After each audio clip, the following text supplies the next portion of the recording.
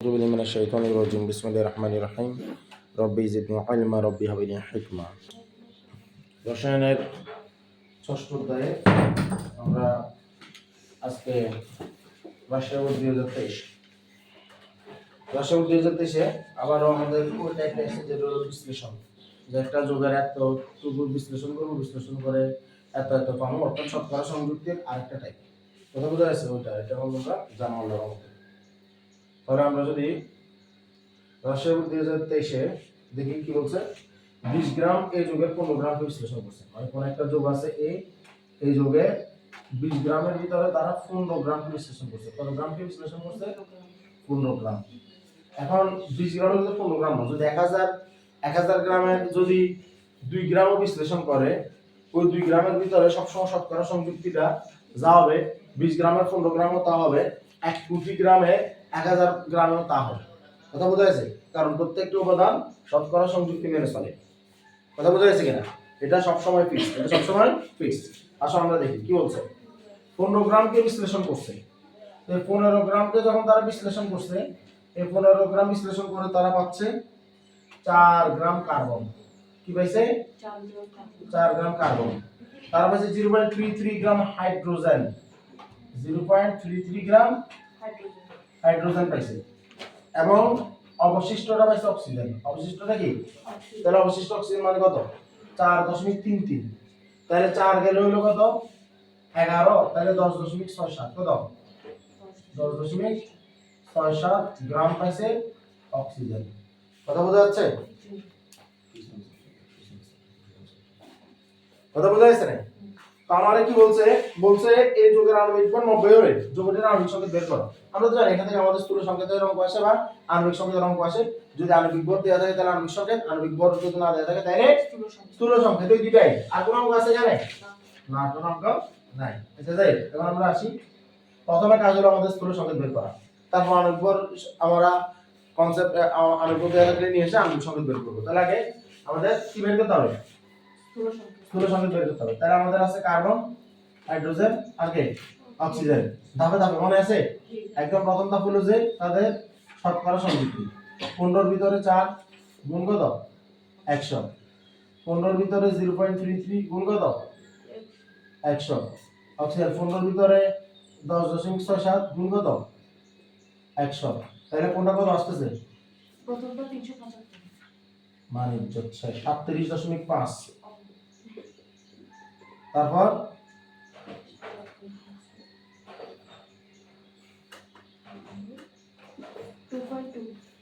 2.2 তারপরটা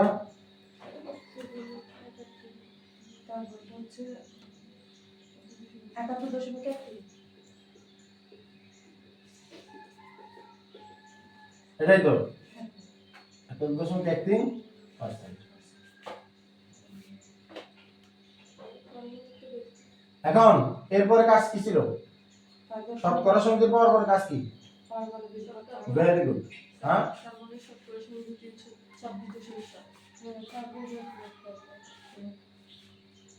কে দিয়েছো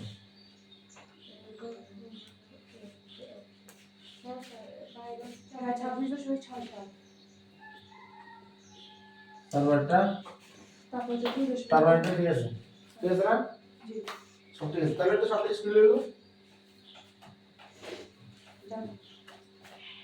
এবার কি তাদের পারমাণবিক ভর দ্বারা ভাগ 26.67 কে কার্বন পারমাণবিক ভর হলো 12 তাহলে 12 দ্বারা ভাগ অক্সিজেন হাইড্রোজেন হলো 1 2.2 ভাগ আর অক্সিজেন হলো 16 71.13 কে ভাগ 2.22 তাহলে এখানে একটা 2.22 মারবো এটা 2.22 ছিল 2.2 হাইড্রোজেন আর অক্সিজেন হচ্ছে 4.4556 4.45 এটা না তাহলে এরপর আমাদের কাজ কি পার্সেন্টেজ কেন দিলাম আমাদের পার্সেন্ট নাই পার্সেন্ট নাই কারণ আমরা ইয়া করতেছি এবার সবচেয়ে ছোটটা কত 2.22 না 2.22 দ্বারা ছোটটা দ্বারা সবাইকে ভাগ ভাগ। স্যার এটা হাইড্রোজেনের 2.2 হবে হ্যাঁ 2.2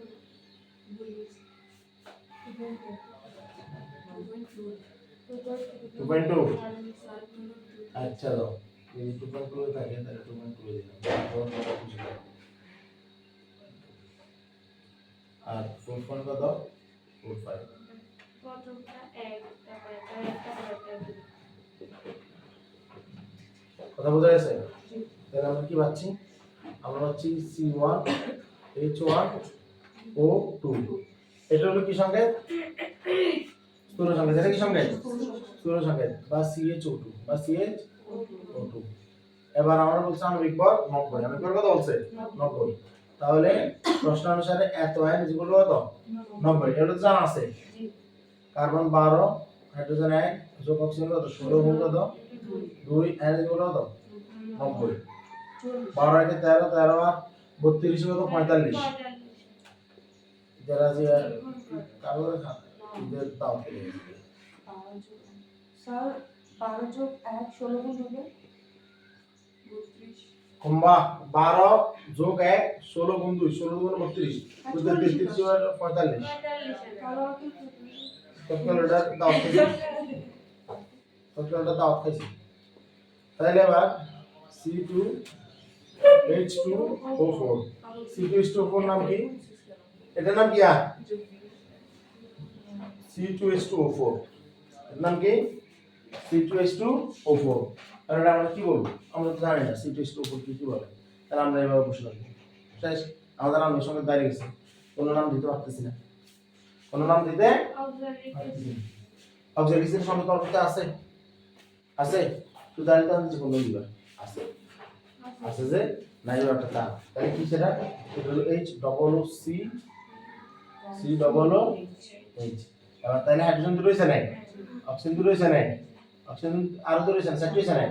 কার্বন দুটো রয়েছে নাই? মনে থাকবো? মনে থাকবে? Oxalic acid. এর নাম কি? Oxalic acid. Clear?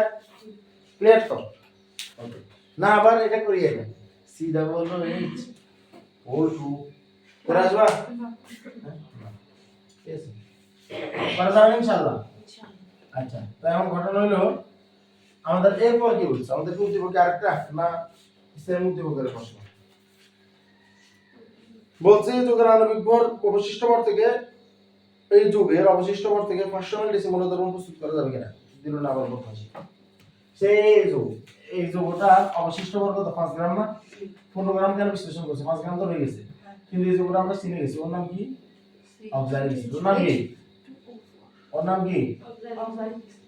Oxalic acid. তাহলে 5 গ্রাম থেকে আমরা ডেসিমোলার প্রস্তুত করতে ডেসিমোলার সেমি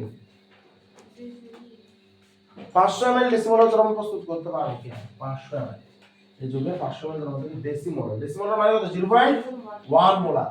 তার মানে আমি S এর মান বের করব। কার মান? S এর মান বের করার আগে আমারও তো শিখানো হয়েছে S W S Vm divided by কত 1000।